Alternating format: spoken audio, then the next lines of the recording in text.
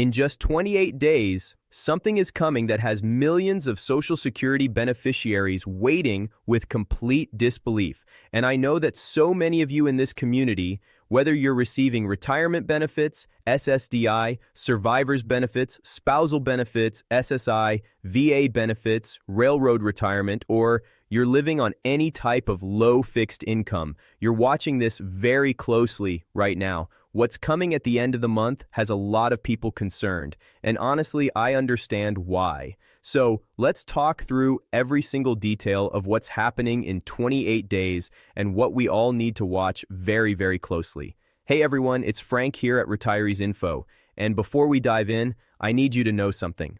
I've been advocating for people in this community for years. I've walked through government shutdowns with you, benefit changes with you, and every twist and turn that comes with living on a fixed income.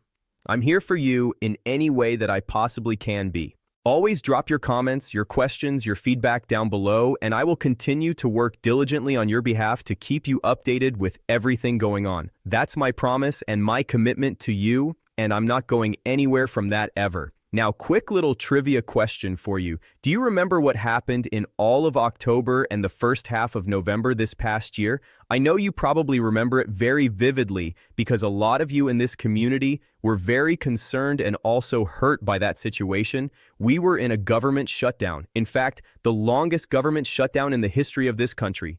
43 days. That's how long the government was shut down. It was brutal. And then lawmakers came back and passed an extension to reopen the government, but only for a limited amount of time. Well, guess what? That extension expires at the end of this month. So basically, they reopened the government from the middle of November until January 30th. Basically, the very end of this month. We have 28 days to go until we're facing yet again another potential government shutdown unless lawmakers do something. Now, let's revisit something important. What have lawmakers done in the last month and a half since they reopened the government in the middle of November? Well, they've gone on a couple vacations, they've taken multiple weeks off, and honestly, a whole lot of nothing other than that. My point is this, when they come back here in a matter of days and they're back in session for 2026, they've got a massive amount on their plate to pass before the end of the month. Otherwise, we go into yet another government shutdown. Technically, the government is funded through the end of Friday, January 30th, but then on Saturday, January 31st, we'd be in another shutdown. And here's the reality I need to share with you. According to what I've been reading and according to what lawmakers have actually accomplished or haven't accomplished, in the last month and a half, the likelihood of going into another government shutdown is very, very high. Very, very likely. So literally in 4 weeks from now, we're probably going to be in another government shutdown. Now, is this going to be another prolonged 43-day shutdown? Another record for this country? Maybe. Who knows, right? It's anybody's guess at this point. But that's where we're at right now. They have not passed the additional bills and legislation needed to keep the government open long-term through the end of the fiscal year, which is September 30th. Let me be very clear about who this affects. Every single beneficiary. Whether you're receiving retirement benefits, Social Security disability insurance, survivor's benefits, spousal benefits, supplemental security income, VA benefits, or railroad retirement benefits. You're watching this closely because government shutdowns have hurt us before. SNAP recipients, especially those of you who depend on food stamps, I know what happened in October and November was devastating for so many of you. And I don't want to sit here and pretend like, oh, I know exactly what you felt like. No, that'd be ridiculous for me to say because here's the thing. Everybody experienced that situation very, very differently. Some people were able to get through it. Some people really, really struggled and it was a nasty situation. But here's where I have some genuinely good news for you. And this is really, really important. In that short-term bill they passed back in the middle of November, there were actually 3 long-term appropriations that went through until the end of the fiscal year. And one of them, one of the most important ones, was for the food stamp program. So here's what this means for you.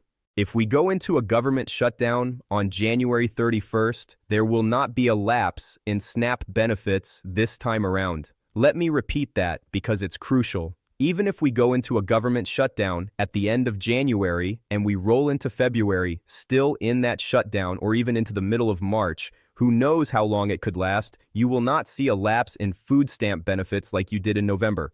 Why? Because they passed a long-term appropriation bill that keeps the food stamp program fully funded through the entire fiscal year, which runs through the end of September 2026. So all of you who got hurt in the first half of November when benefits didn't go out, when you were wondering how you were going to eat, when you were stressed beyond belief, that nightmare scenario won't happen again at the end of January.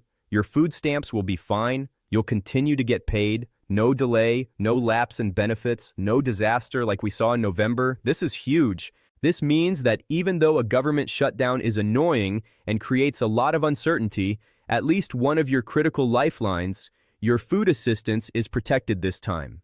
Now, I'm not here to scare anybody, but I do want to give you information so we can all be on the same page and understand this fully. Let's just say, and this is hypothetical, that we get to October of this year and we're in another government shutdown that lasts into the middle of November. If that happens, we could potentially see another lapse in food stamp benefits again at that time. But listen, don't worry about that right now. That's a very long time away. We have no idea what lawmakers are going to do between now and then. Honestly, I probably shouldn't even be mentioning it, but I just want you to have the full picture. The important thing is, for the shutdown potentially coming at the end of January, your SNAP benefits are protected. And honestly, I don't foresee a government shutdown in October and November anyway. Why?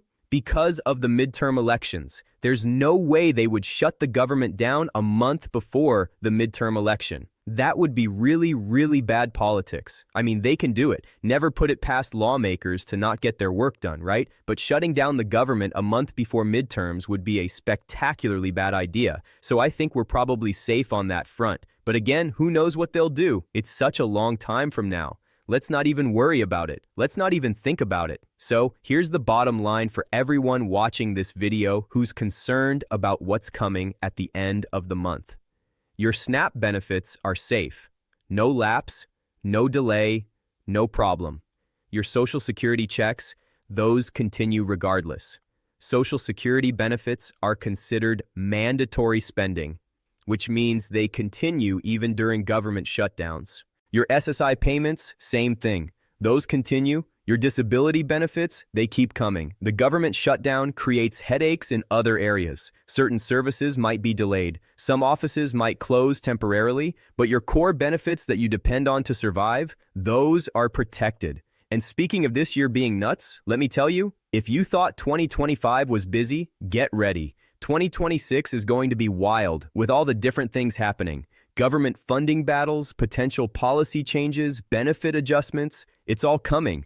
I'm honestly excited to see what happens. Hopefully, something very advantageous for all of us comes out of all this. It's still yet to be seen. I don't have a crystal ball, but either way, I'm here for you in any way I possibly can be. So here's what you need to do right now. Action 1, don't panic about the January 31st shutdown deadline.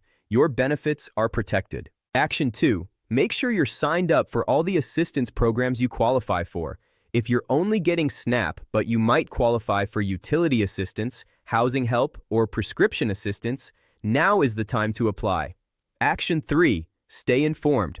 Subscribe to this channel so you don't miss critical updates. When things change in Washington, and they will change, I'll be here breaking it down for you in plain English. Action 4, check out the video library. This is the #1 Social Security channel right here on YouTube. We have well over 160 plus videos dedicated to Social Security and all the benefits administered by Social Security, and every single one is designed to help you people on fixed incomes who need real actionable information. Look, I know this is stressful. Government shutdowns, funding battles, constantly wondering if your benefits are going to be affected. It's exhausting. You worked your entire life. You paid into the system. You deserve stability and peace of mind. While I can't control what happens in Washington, what I can do is make sure you have the information you need when you need it in a way that actually makes sense. That's why I'm here. That's why this channel exists. So, yes, we're 28 days away from a very likely government shutdown, but this time you can rest a little easier knowing that your food assistance is protected, and I'll be here every step of the way, keeping you updated on everything else that develops. If this video helped you, please hit that subscribe button. Share this with anyone in your life who's on Social Security or living on a fixed income. This information is too important not to share. Drop a comment below and let me know. Are you feeling better about the end of the month now, or do you still have concerns? I read every single comment, and your questions help me know what to cover next. Remember, we're in this together. You're not alone, and I'm not going anywhere. Until next time, enjoy your day. Take care, and I'll catch you again later on the next.